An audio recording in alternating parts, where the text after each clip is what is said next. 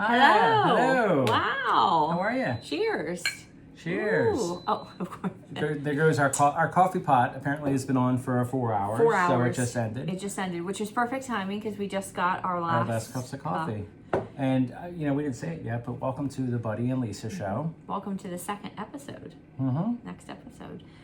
So before we get started, we don't have an official sponsor. We do not. Yet.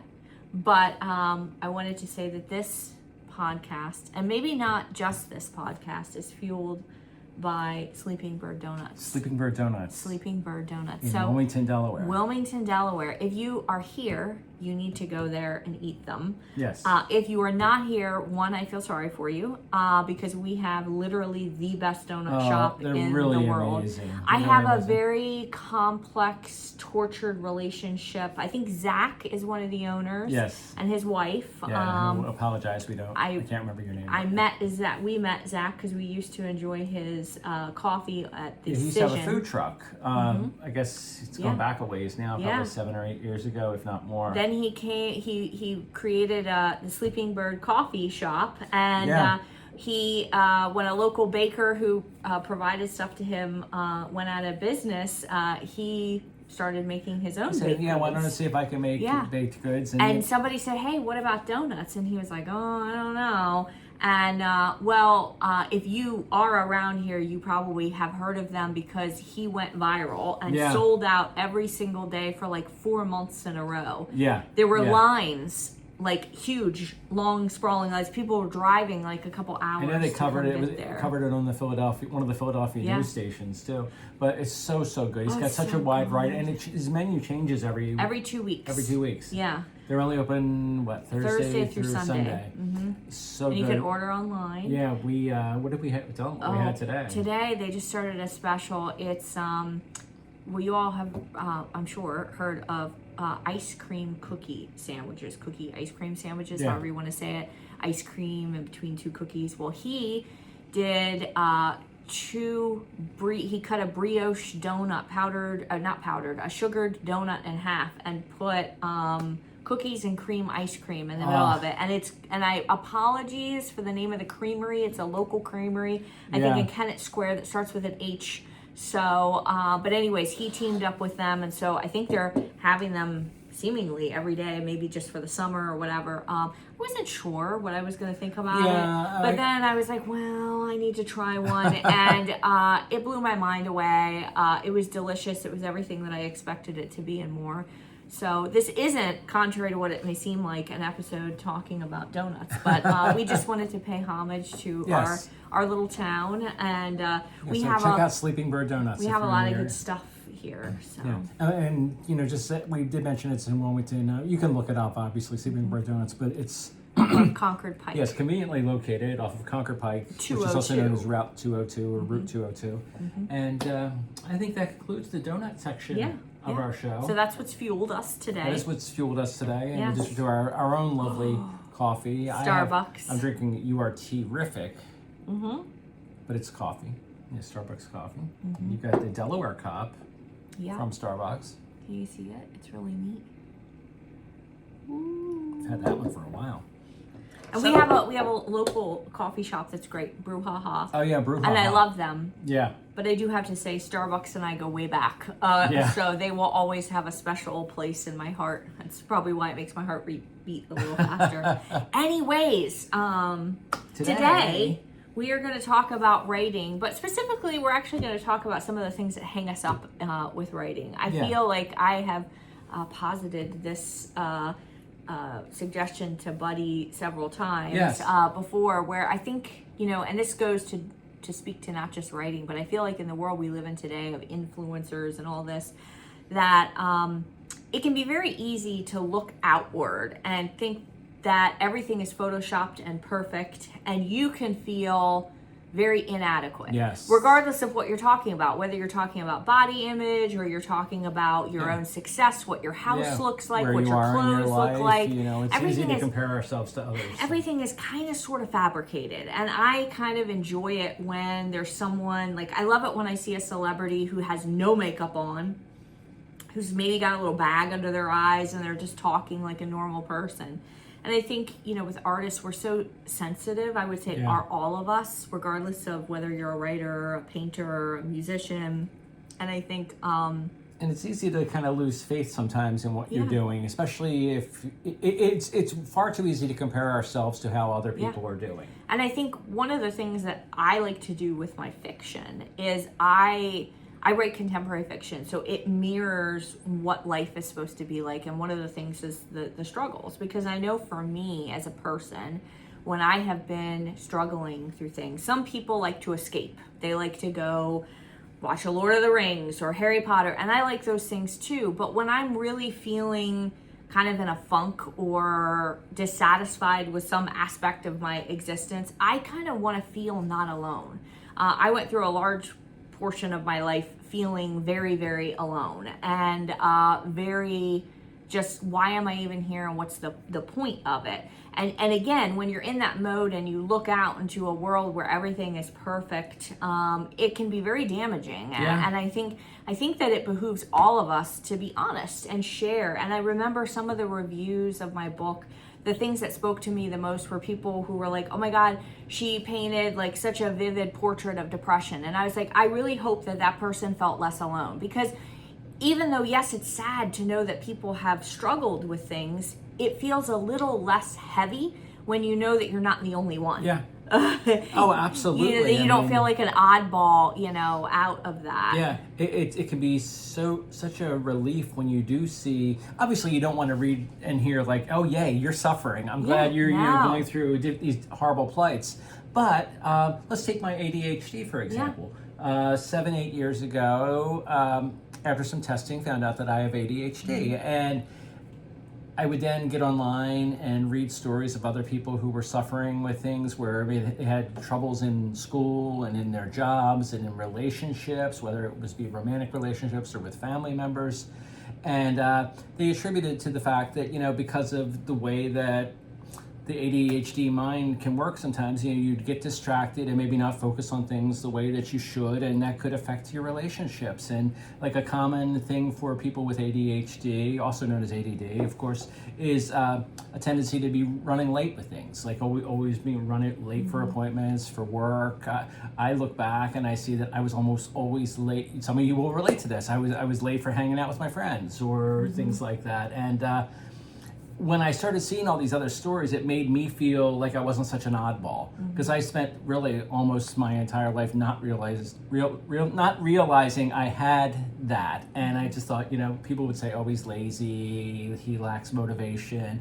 And, you begin to believe those things about yourself too. And I think that goes in with the arts too. If you're struggling with writing, making music, doing paintings, it's easy to say, oh, I'm no good. And then when you hear other people say that they suffer with the same sorts of things creatively, that can, I don't know, in some ways make you feel a little bit better. And it's not just you. Yeah, and the whole point of us doing this is not to be like, hey, we have problems. Here's the honest truth, all of us have problems. Yeah. And honestly, our problems and issues, or whatever you want to call them, sometimes run in waves. And I'm going to talk about some of my personal struggles with writing that happen at not the times that you would anticipate them to happen. Like, for instance, not happening when I wrote my first novel, but hitting me like I ran into a brick wall at full force when I attempted to write my second novel. So what we're trying to do is we're trying to share, hey, writing is hard, and it's okay to experience things, but don't let those things keep you from going. Yeah, exactly. And don't live under the disillusion that everyone else is writing, 57,000 words a day or whatever it is. I'm a slow writer. I'm going to tell you that right off the bat. And I'm cool with that. I have come to peace with that. So everybody, that's why for many years I didn't read writing instruction books. And I think that was probably a plus for me when I wrote my first novel, because I didn't want any of that. I was in a really, really dark place in my life. I mean, coming out of the areas where I may not have lived. I had attempted to take my life a couple times, and I was finally starting to dig myself out of the rubble of my existence. And I wasn't really a writer beforehand, before I started writing. So it was an interesting entry point. I wrote poetry when I was younger, always been a book lover. But, writing, especially being able to take some of my personal emotions and be able to shove them into a character. My debut novel, A 30-Something Girl, is not a autobiographical depiction of my life, but if the emotions feel, especially the sad emotions, feel very realistic, it is because I was able to write in honesty from a safe place of fiction, to say, okay, I'm going to take this depression, the sadness, the heaviness that I felt, the memory of that, and I'm going to let it go onto the page. And it was a very cathartic experience, for me. So I obviously had enough stuff previously in my life going on that I didn't need instructional manuals on how to write. And I'm glad I didn't. So I would offer, if you feel like reading other people's things, telling you how to do this and how to do that might set you off, don't. It's okay. I enjoy those books now because I know that just because one thing works for one author doesn't mean it's the golden rule. There is no one way to write a book. Exactly. And I think what's nice about reading, when you get to a comfortable place of taking information in, is I think you have to arrive at that with a level of confidence, where you kind of like when you workshop your materials too, is you have to know when to say, no, I actually disagree. That's not the best for me and my story, the story. But then you also, on the flip side, are like, ooh, that's a good idea. And you might take it for exactly what they offer, or you might spin it into something else. And I think that was, Yeah, and I think that what you just said there reminds me of, I believe it's the latest Chuck Wendig book we have on writing. I can't remember the title of it right now, but Chuck Wendig has written several books for writers. Some of them are quite funny. He'll throw a lot of humor into his advice. But I believe in the foreword of this book, which I believe Lisa's probably looking up right now, he says, don't take what, I'm paraphrasing, but don't take what I say in here as, it's called Gentle Writing Advice. I can't read the subtitle. How to be a writer without destroying yourself. Yes. And I've only read half of it so far, but it's very good. But basically what I was saying is that he says in there, don't take everything what I say in here to heart. If there's some pieces that speak to you, use that. He goes, I'll tell you what, I'm telling you how I write. And sometimes I question whether I know how to write, because your experiences can be different from project to project. And I think that's the same with any advice, especially when it comes to the arts. Grab a hold of what, what you feel motivates you. Because if you're reading someone who says, everybody can write 1,500 words a day, well, that's not true. So don't try to follow those kinds of things too much to heart. I mean, if you want to go for it, but don't feel like you're a loser in any way for not being able to do it. We have friends who, I'm going to do a little shout out to one of our friends, Tess Thompson, who is amazing. She's a very talented writer. I think she has over 20, my God, she probably has like 40 books out now. She writes small town, kind of romance, women's fiction. Amazing writer, great stories. I've read several of her books. But she is #button seat all the time. And I absolutely applaud her for that and commend her for it. But I could never keep up with the publishing pace that she's at. She publishes a minimum of one book a year. And I've always said that one of the things about the idea of being traditionally published that scares me is I know a lot of these publishers want you to keep putting works out. And I don't know if I am a 1 year, I don't know if I could consistently do that. First of all, right now I couldn't, because I have a very demanding full-time job and I'm in school. But just gotta put up with me. And our cat, and the donuts. But actually the donuts arguably help me keep up with all that. But it's like, I can't do that. But it doesn't mean that her doing that is wrong, and it doesn't mean me not doing that is wrong. Like, I mean, I think of, I just started listening to amazing book by the way, called The River is Waiting by Wally Lamb. And I read or listened to an interview with him where he is a slow writer. I think it took him, there was like 10 years difference between the publication of this book and his last. And I think of me, my thesis novel is a story that I started working on almost 10 years ago. So it some of us just, and some stories, arguably it's not even just the person, some stories demand different things and they come faster than they will. And some stories you may start or get an idea for, and you're just not ready to write it for whatever reason. I mean, the book that you're talking about, you had already had that in your brain when we met over 10 years ago, because I remember us talking a little bit about it. And this is the 4th or 5th version of it, and I finally feel like it has come to the place where it needs to be. Sometimes stories take a while, not just the act of writing them, but just you in your life too. Like you've experienced different things. But when you thought of that, you didn't live in Delaware. No. And now, I don't want to give away too much, No, but it's actually set in a fictionalized version of Delaware. Apologies when it one day gets published to anyone from Delaware who is reading it, because I have taken massive liberties with the geography of things, because where they literally, some of the places where they were didn't work for me. So, and I've taken streets and little tiny subdivisions and made them actual much larger sections and moved some things around. Is there a Buddy Boulevard? A Buddy Boulevard. No? Okay. Lisa Lane. Lisa Lane. But, all that to say is that, so this episode is going to talk about, some of the things that get us, but also some of the things that as of right now, one, we're trying to figure out ways to push past them. And that's the whole premise of this, is one, to be a mirror to some people, to say you're not alone if you're having a bad writing day or a bad creative day. And also, this is the whole reason why I want to teach at least part-time writing, is I truly believe that anybody can write a book who wants to. I hear so many people say, yeah, but I'm not a writer. I would never be able to describe all those things. There are some people who are inherently better at certain things than others. I would say, selfishly, if you asked me what my probably easiest part of writing is description. I love writing vivid imagery, and that probably comes from the fact that I started writing poetry when I was a child. However, I struggle with dialogue. Dialogue is like the bane of my existence. And Buddy, on the flip side of that, is really good at it. Well, thank you. And I struggle sometimes with description. Yeah. I'm getting better with that, because lately I've been kind of in a writing zone where I've been writing just about every day, and doing that kind of thing does build up your confidence. I don't think, a lot of people say you must write every day.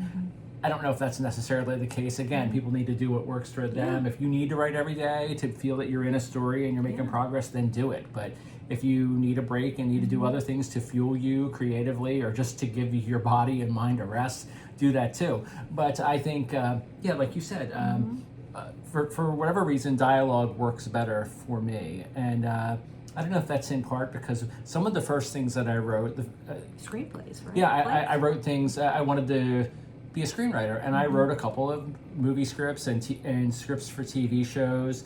Just for myself. I never even showed them to anybody. But I think because of that, since that's mostly primarily dialogue, other than scene one, set interior, exterior. I spent so much time doing that I think dialogue is still a powerful thing for me. In fact, I was going to, the novel that I'm writing right now, and I may still do this in a future draft, I was going to do it as a screenplay, because I'm seeing it in my mind kind of as a movie. So, and that kind of goes to what we're saying is do what feels like this is a way to overcome something. So see, you're maybe you don't feel as strong with description and all that.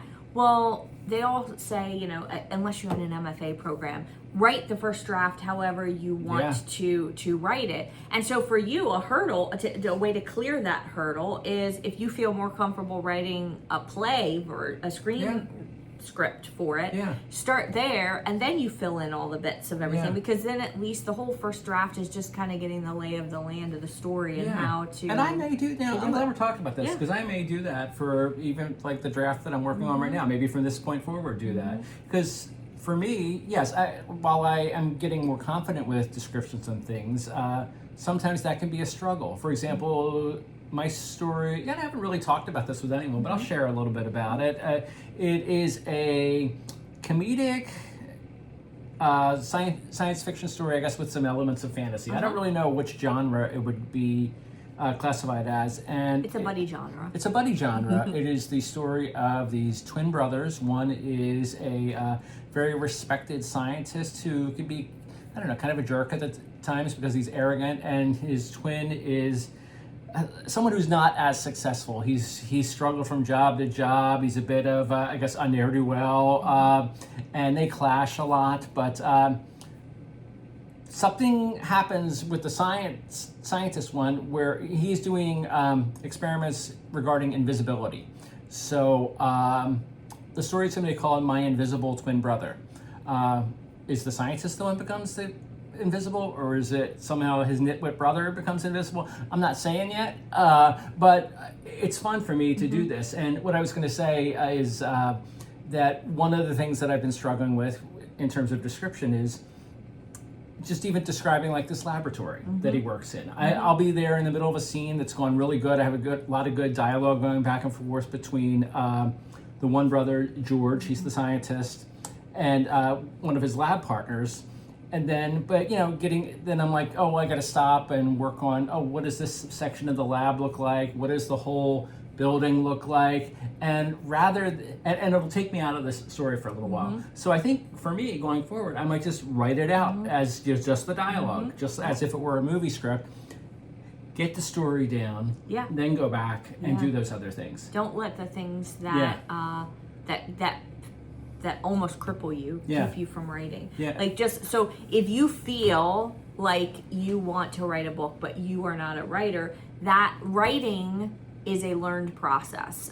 Just because some people are inherently better at certain aspects than others, and there are brilliant writers who can just write Pulitzer Prize winning stuff the moment they sit down and write it, but that is not all of us, and that is not every story, and not every amazing story has been an award-winning, author who wrote them. They've just been everyday normal people. So my whole point of this and wanting to teach is I never want the written word to die, and I never want people who want to write a book, even if it's one book. I believe in that saying that everybody has at least one book in them, and I truly believe that. When you get to that place in your life is different for every single person, but I feel like if you really want to do it, you don't have to go, I'm getting an MFA. I'm mainly doing it as a gift to myself, and also mainly because I want to teach part-time. But you don't need an MFA to be a good writer. You don't need to have any college education to be a good writer. I'm not, as a person who has spent most of her life in college, I did it because I love to learn, but that's not the path for everybody. And it doesn't mean that one way, just like everything in life, there is no one right way for everyone. And very, very true. I know one of the big things that derails a lot of people from even starting to write or continuing to write is fear. Yes. And kind of the imposter syndrome of not feeling good enough. Now, what's ironic is a lot of people experience that when they write their first book. I did not. I wrote my first book pretty quickly. Within 6 months, I didn't even know what pantsing meant until a friend told me about it later on. I just sat down and I do believe in the saying, bled out onto the page. That's what it was.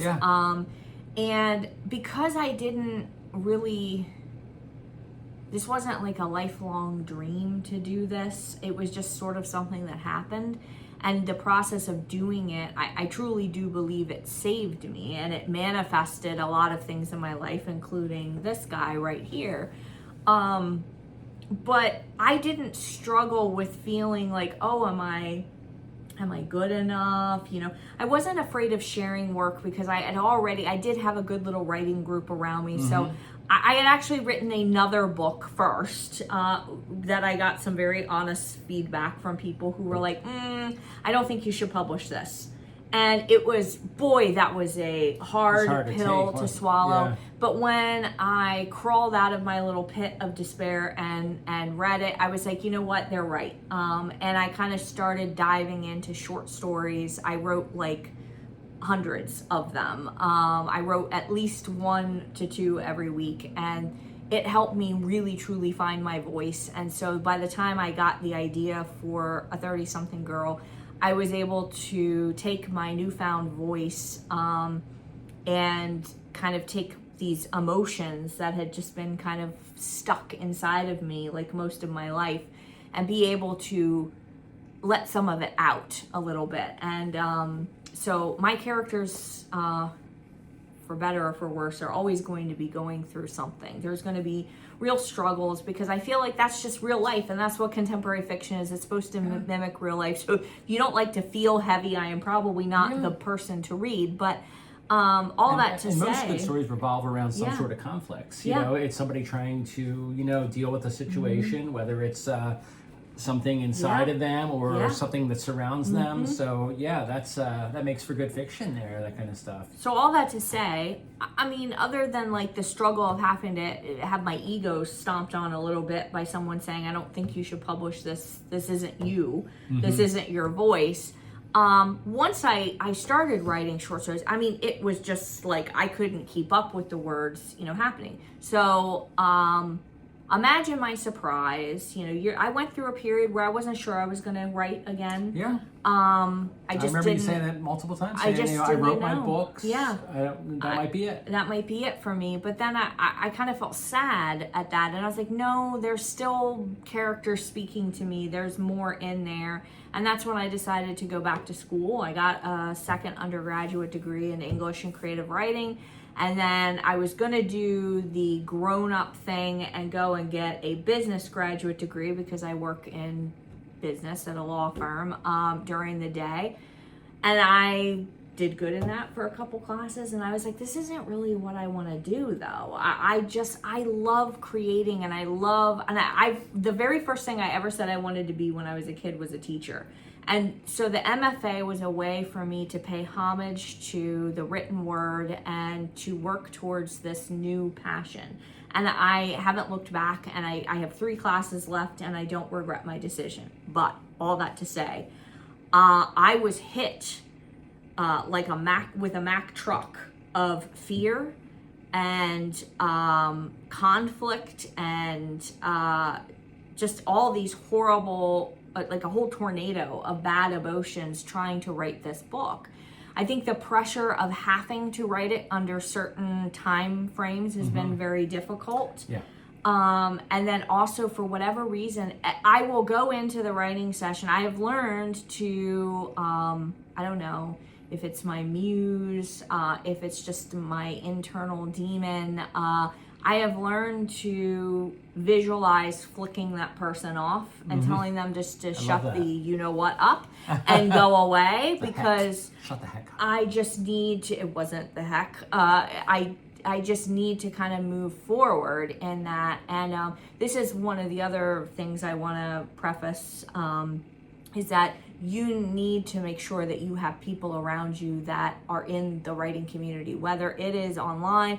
We are very fortunate because we are married, but this is not the general thing. And I'm not saying to anyone who's married to someone who isn't a writer that person isn't going to be supportive, but another artist is going to support you in a way that somebody who doesn't do art can't. Yeah. And I think that it's really important, because it's such an internal process that you really do have that thing, whether it's listening to podcasts about writing, finding writing groups locally, writing groups online. Make sure that you have people who are doing what you do around you, so that you don't feel alone. And I think one of the best things about living in this time is that there are things, like podcasts, like what we're doing. I'm sure that somebody watching or listening to this has been able to relate to something we've already said just in this first half hour, with struggles, with having fears inside of yourself and having doubts about what you're doing creatively. And there's stuff out there, and there's podcasts, there is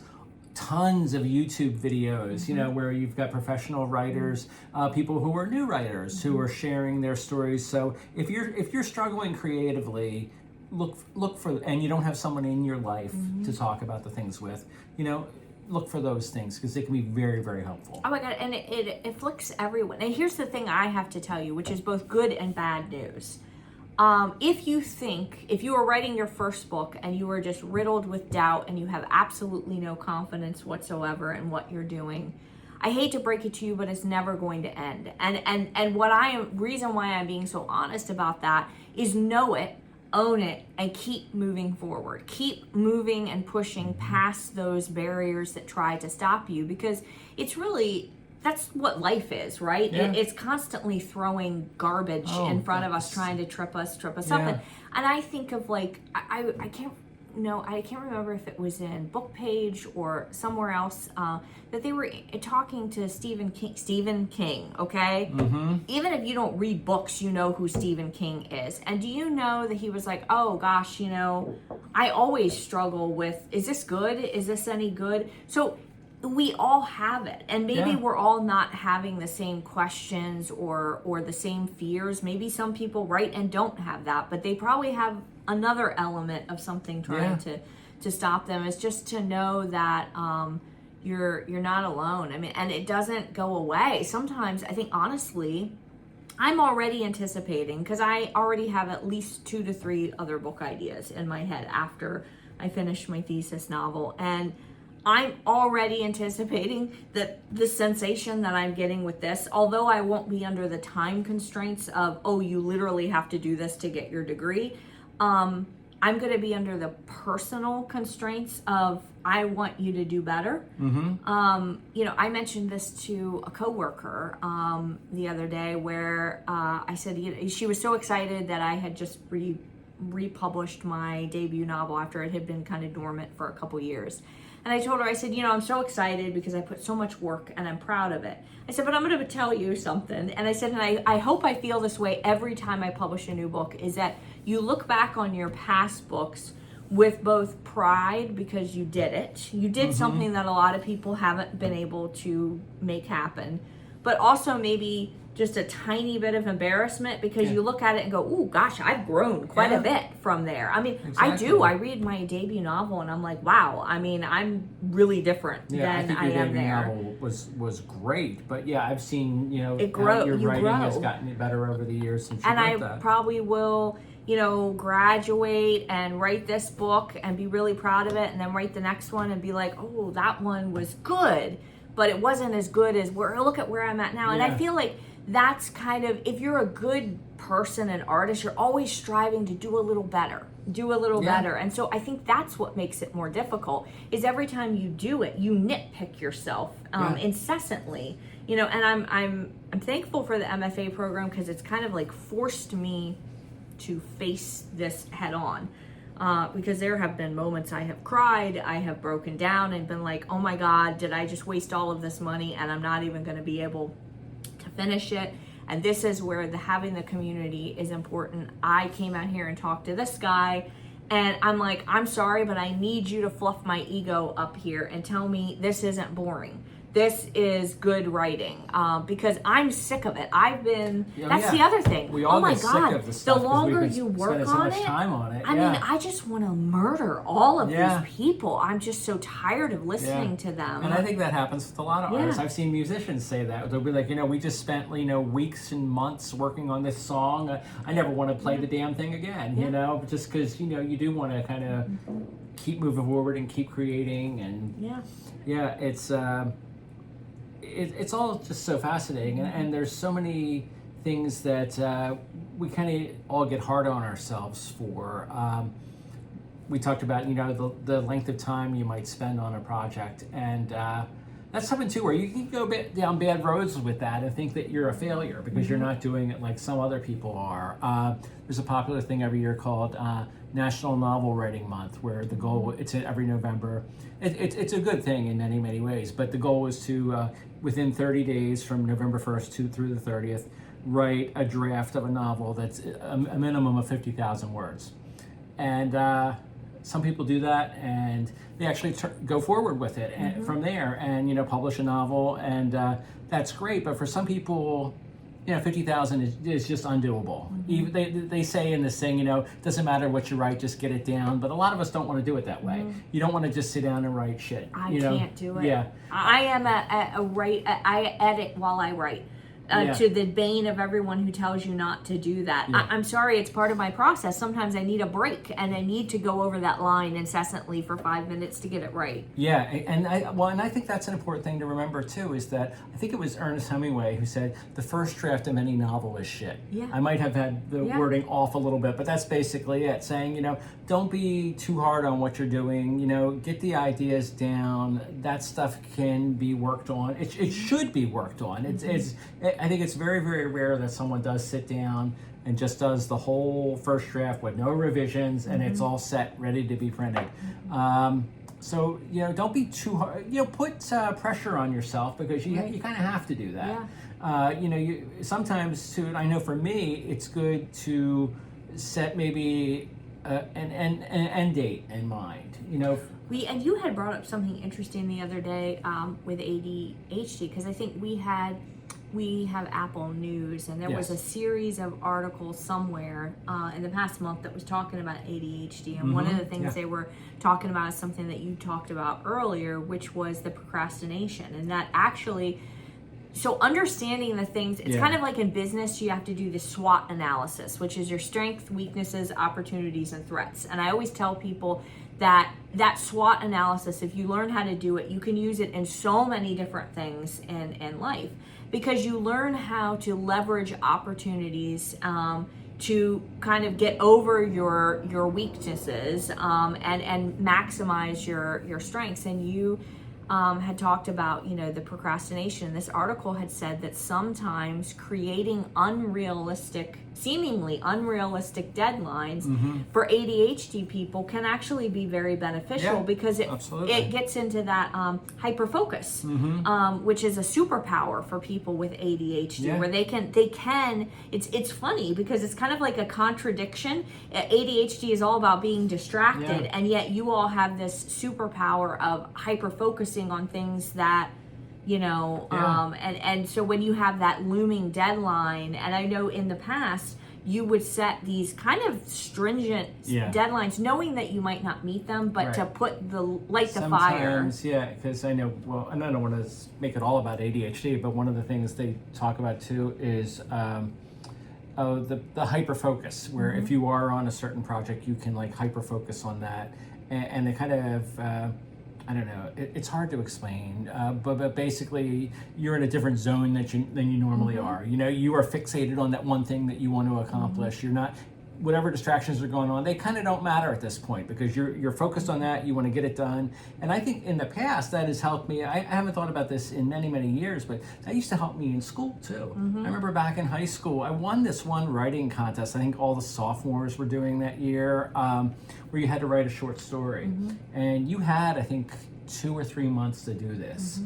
I didn't start it until the night before it was due. Oh my gosh. And I know that would drive a lot of people crazy, but I had a loose idea of what it was going to be. But I remember it was I think 16, 17, but I remember being in my bedroom working on it, probably from right after dinner up until I stayed up way too late, probably 1 or 2 in the morning, and I did it, and that worked for me. I'm not saying that kind of thing works all the time, but sometimes, setting some sort of goal like that, you got to, I guess, know your strengths and weaknesses sometimes. I knew I was going to be able to do it. Yeah.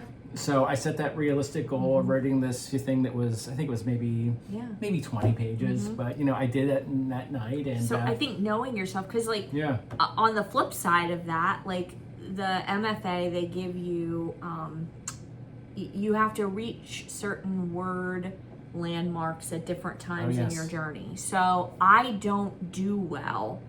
I am the opposite of him. He hyper focuses and can get that done in a moment. I can for work. I worked in litigation for many years, and you have to be able to work fast under pressure. But creating under pressure is not something that I do very well at. So I knew that if I was going to be successful, so you have to know yourself, get to know who you are as a writer to overcome that. I knew that if I delayed writing it, and I say like my first thesis class, the minimum word count due at the end of that course is 35,000 words. So I said to myself, well, I'm going to go into that class with 35,000 words written, and I'm going to keep moving ahead so that I can then spend that time to keep writing, but then also maybe get a little more editing done, because I know me and I clam up.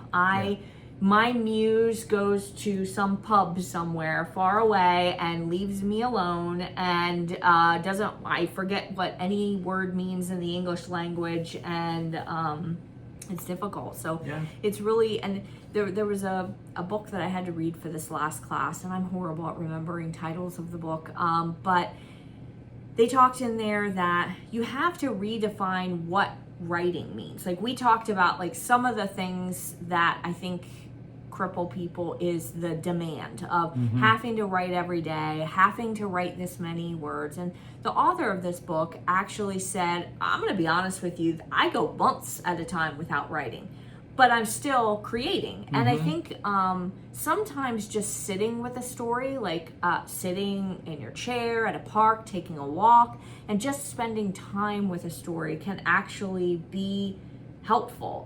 So redefine what you think writing is. Yeah, absolutely. I know that's helped me a lot. So that it meets what you where you're at any given moment with any story, and that's going to help you get over some of those hurdles. Because I would argue that this is probably true for most of us, is I think if you're forcing something, it's just not going to be good.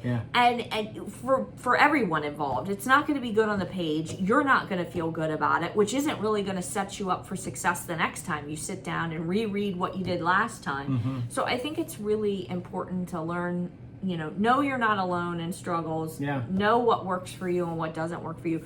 Absolutely, like you said, push yourself. You absolutely have to push yourself. Or else you won't ever finish what you want to do. And it's important to believe in yourself enough to give yourself, give yourself the props that you deserve. You've got that idea, allow yourself to work on it, and put it out there. I mean, just for yourself, put it out there onto the page or whatever, first before you do anything else. Try not to worry too much about, will anyone read this? Will this be a bestseller? Would any publisher want this? That can all come later if you wanted to. And you may never know. I mean, some of the stories that we absolutely love nowadays, those authors are long gone, and I hate to say it, but they didn't even know they were beloved at the time. And wouldn't it have been sad if they had stopped writing just because it didn't happen? So it's not great. Nobody said being an artist was an easy thing, but I think also lean into yourself. Be egotistical when you feel egotistical. I'm going to be totally honest. There are some days I write lines where I'm like, oh snap, that was good. That is like an amazing line. And you know it when you hit those kinds of when moments. I blow some of my peers away with things that I've written and they are buttering me up, I soak it in and I keep it, because I know at any given moment, it's even my advisor at school knows. She will ask me, where's the pendulum today? Is it up in the sky near the sun, happy, or are we in the sewer again? Because that's where it is. And so when people pay you a compliment, soak it in, believe it, and maybe even write it down somewhere, to remind yourself that you're not crap. And I think exactly. And I think it's very important to embrace those moments when they happen while you're creating. If you've written something and it's giving you a high, you think it's really good, that's wonderful. I mean, yes, it's great to think about how someone else would perceive your writing, but you're writing it in part too for yourself. I know for me, like the story that I mentioned, my invisible twin brother. Part of the reason that I decided to do this story is I mentioned that it's got a lot of humor in it. I love reading good novels that are funny. They're not always easy to find, though. Sometimes I'll look through Amazon, I'll do a search for humor books, and some are just, I think, far too silly than what I want to read, or I don't know, they just don't appeal to me. So I wanted to write a story, the kind of story that I personally wanted to read. So that's what I'm doing. I think it's good to have those kinds of goals. Write the kinds of things that you might want to read yourself. Maybe not worry about, I want to, now it's okay if you want to write and say, I want to write the next legal thriller that sells like John Grisham's books do. It's great to have those kinds of goals. But, I think it can be dangerous to get too wrapped up in that because you don't have any kind of control over what the market is going to be. Which it's interesting you bring all that up because I think that's another crutch once you publish. And maybe even a fear that arguably keeps some people from publishing is the fear of the bad review. I'm going to tell you, I remember very vividly, and I will to the day that I die, the first 1-star review I got. And by the way, when you start getting bad reviews, guess what? You've made it. Because all of the writers out there, arguably if you have just all good reviews and no bad ones, you haven't really made it yet. Because you can't ever make everybody happy. It's just impossible. But I remember it because the review was, first you hate her, then you hate him. They deserve each other. And I laughed so loud when I read that. And you know what I came away? I actually felt really. Review? I it's the only one that I can quote. Like it tells you something because you know what? Like what I walked away from that saying. You know what? I made them feel. I made them feel something very, very powerful. Which is why I try in relaunching my book to tell people. Unfortunately, I was picked up by a small pub that was trying to lean into, there is a small little romantic love story subplot. And I think they were trying to sell my book as a romance. Yeah. And romance readers are a very dedicated bunch of readers who want a very specific, I'm not saying they read the same story and over, but they want a happy ending. They want the two people to get together and they don't want to be dragged through the pits of depression and despair. I always classified my book previous to that as women's fiction and contemporary fiction, which I felt like was more honest. And so arguably, I think a lot of people read it and they were like, oh my God, this is horrible. Like this woman is like, she hasn't showered in 3 days in this one chapter. She's really struggling with things. Well, yeah, it's not an uplift. It's uplifting because it's like, look, shit happens in life and you have to keep waking up and trying to move towards finding a better. So all that to say is I tried to find the positive spin on that first review, and I don't really take it to heart. Now, I'm going to be honest with you. I know a lot of writers say that they don't look at reviews. I understand if you are if it's going to mentally derail you, but I would argue that. And I think I don't like the saying, have a tough, thick skin, but I think, don't like that either. I think the mindset of that is that you miss something. And I will say that when you have to workshop your work, if you want to get traditionally published, I hate to break it to you, you're going to have to listen to people pick apart your work. Yeah. Some people are not great at giving feedback. They are negative, they're not positive, but it doesn't mean that what they're saying isn't valid. And I think that's what I did on my first book is I looked at some of the critiques and the negative nitpicks. And honestly, as I grew as a writer, I'm like, I don't disagree with some of the things. And those are things that have stuck with me as I've written moving forward to say, I'm not going to use those as a cripple. Don't use those critiques as something that will cripple you and keep you from writing. Pull them in, listen to them, contemplate them, and think, what can I learn from it? Is there anything to learn from this? Maybe, maybe not. Yeah. And if there is, how can you take that and kind of blossom into an even better version of your creative self? And I think that's where the people who don't do that, it might be difficult. But on the flip side, I do understand because there are people, I'm an anxious person. I deal with anxiety a lot, and I try to make sure I meditate most days. Sometimes, ironically, on the weekend, I'm not good about it. But at work, especially every day, even if I have to work through lunch, I close my door. I'm thankful that I have a door. And I lay on the floor of my office and I meditate. Sometimes just to like a sound bath kind of meditation where it's just nice gongs ringing off in the distance. Sometimes to nothing. Sometimes to a guided meditation if I need someone to help me. But that is something that helps me get out of get out of the bad chamber of my head. And I think that's what creating is so it's hard, because you're in your head a lot. You are in your head a lot. And if your head is anything very often alone, like my head, it's an interesting place. There are attics with cobwebs. There are some places that are fun that have cotton candy and moon bounces, and that's where I try to tell myself to keep going back to, and to avoid the one with the guy with the red eyes. And and I've seen many writer friends say that they struggle with that act of creating, with the act of writing, because it's generally a very solitary thing. Yes, you can write maybe in a coffee shop and have people around you, but you're basically not talking to anybody else. You're working on your thing alone, and that can be, a bit overwhelming. So, maybe, for me, I like to mix things up. Like, now this is something I know that you don't like to do, but I do like to do. I most of my writing sessions, I am listening to music. I have headphones on and I am listening to music.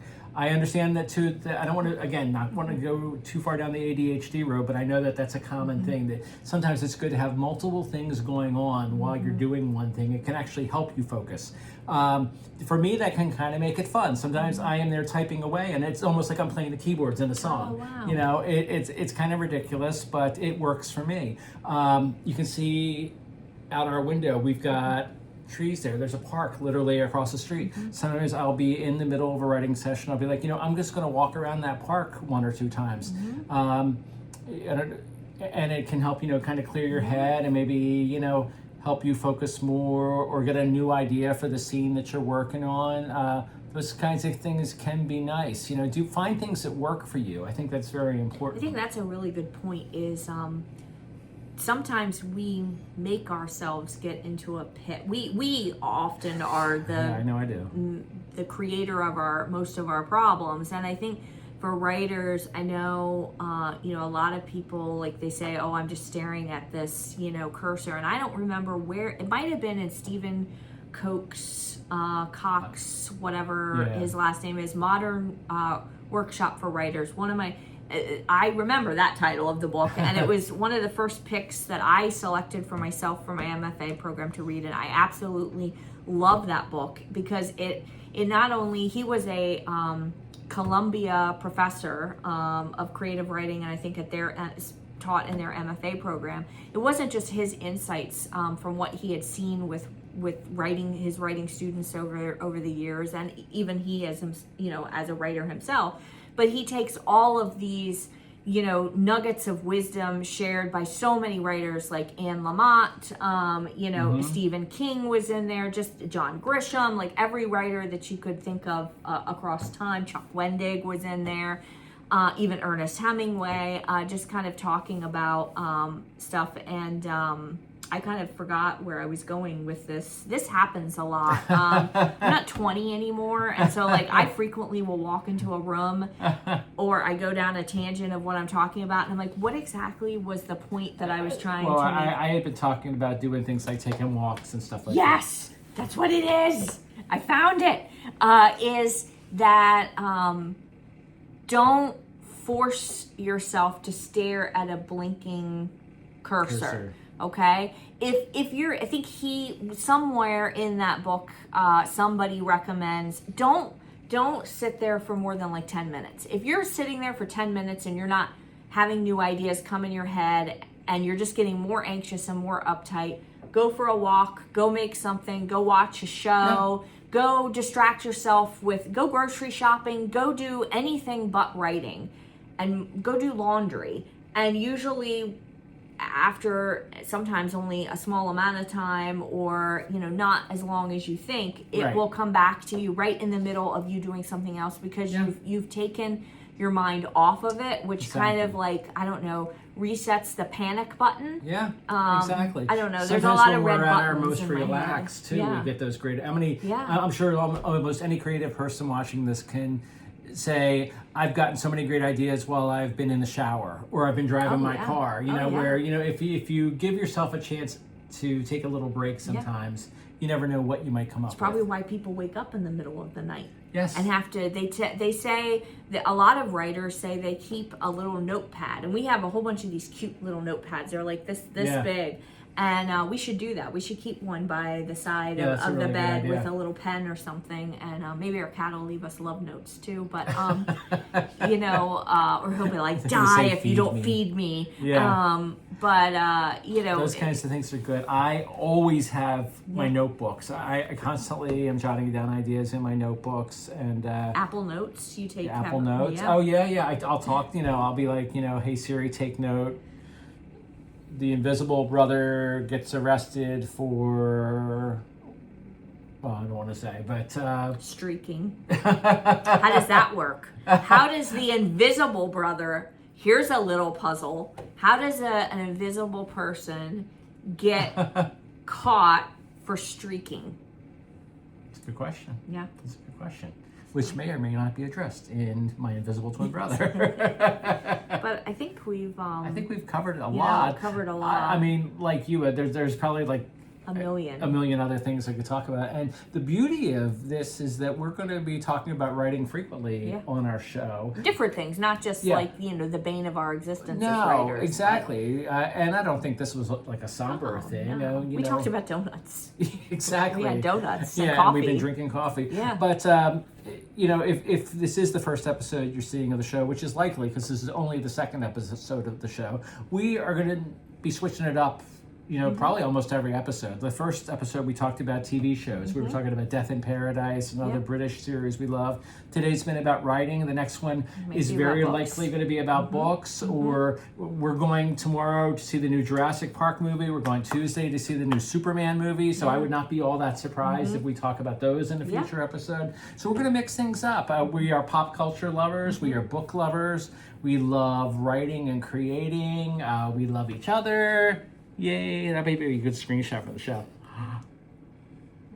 Anyway, so yeah, if you've enjoyed any of this, I hope you join us for future episodes of the Buddy and Lisa show. Yes, and I'm going to do a quick little plug at the end here. This, yeah. At the end, we try to first say where you can find us.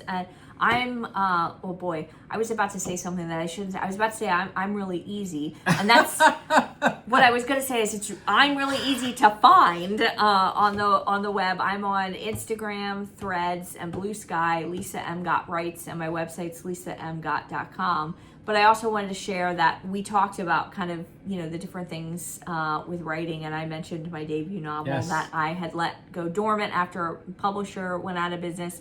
I have republished A 30-Something Girl. I'm super happy about it. You should be. I created a cover that kind of pays homage to my favorite cover, which was the original cover when I had originally self-published. But it's a new, fresh perspective. It's available on Kindle Unlimited. It's a great book. It is also available in paperback and hardcover. Hardcover only on Amazon. Paperback will be other places. I'm not sure if it's showing up yet in Barnes & Noble yet, but it is available on Amazon. It's so exciting. So I hope you'll read it and find something, in there that speaks to you. And he's going to interview me officially. Yeah, I have another show. It's called the Pop and Prose Show, where much like this one, I talk about pop. I'm a big pop culture lover. Some of you who have followed me in various places online know that. I've written so much about pop culture on Medium and in other places, primarily music. But it's pop culture, and then also about writing and other things. I have guests on there from time to time. I just had an author named Robert Chaz Chute on the show. I've got our friend Roland Denzel, who's a writer. He's going to be on my next episode. Where was I going? Somewhere else with that? She's going to come on the show. Yes, but he can be found at buddygottwrites.com. Yes. And either Buddy Gott or Buddy Gott Writes on Instagram. Instagram. Threads. Yeah, as far as I know, I am like about the only Buddy Gott out there. So Yeah. if you look anywhere online for Buddy Gott, you're going to find me. And I mentioned this last time, I'm really into Blue Sky. I love Blue Sky. I write a lot about music stuff. I share a lot of music-related postings on there and other things too. Like I mentioned last night, my last post on there was about, we watched last night Dexter Resurrection. So that might be something to talk about. It just premiered yesterday. I think 2 episodes are up. But, so yeah, One last thing that I want to actually more people to do, because I had fun doing it. He mentioned he had Chaz Chute, Robert Chaz Chute. Robert on Chaz his show. Chute. who his latest release is Vengeance is Hers. Yes. And I was like, oh, if you combine our two titles, you get a really interesting sequel. And I posted this online, and I don't know why, like, millions of people didn't respond to it, because I was like, oh my God, my book, a 30-something girl, plus his is Vengeance is Hers, a 30-something girl. Vengeance is hers. And I was like, I want to read that story, So I was like, for all the people out there, take your cover and plus another person's cover. I really like that. And I said bonus points if you use one of your author friends. I don't know what these bonus points are going to get you, by the way. Maybe they'll get you some donuts. Yeah, or something. well, that would be nice. I want to go to that donut shop. Yeah, but anyways. But that kind of stuff can be a lot of fun. Yeah, that's a fun game there. Do something fun. But also, if you find us online and you listen to this episode, tell us some of the things that you've struggled with writing, and maybe some tips of how you have learned to overcome that. Yeah, so. Exactly. I would love that. And depending on where you're watching or listening to this, the show's new, so it's like now just today being added to Spotify, Apple Music, Amazon, etc. I would suggest too maybe going to Substack and looking for Buddy and Lisa Gott, because what's neat is we post the show through there, and because of that you can subscribe for free. We're not offering any kind of paid memberships or subscriptions there. Just for free on there, subscribe to our newsletter, and basically that's going to be our podcast. Yeah. We're not going to be doing other articles on there, any kinds of writings. I might just post like sometimes online, but that's not going to affect what you sign up for. So like I did that yesterday for our first episode. The video shows up right in your email. Oh yeah, and you so you can just watch it right in the email, so you don't have to go to any of the other like social media platforms. And like I said, it's free. It's free and worth every penny of that. Yes. Lawrence Block used to say that about his newsletter, so I'm stealing from my favorite writer. But anyway, I hope you will follow the Buddy and Lisa show. We have a lot of fun doing it. We do. Yeah, and I look forward to being with you all again sometime very soon. Yeah, have a great day. Go out and create. Yes, go out and create and believe in yourself. Have fun. Bye. Bye. It's about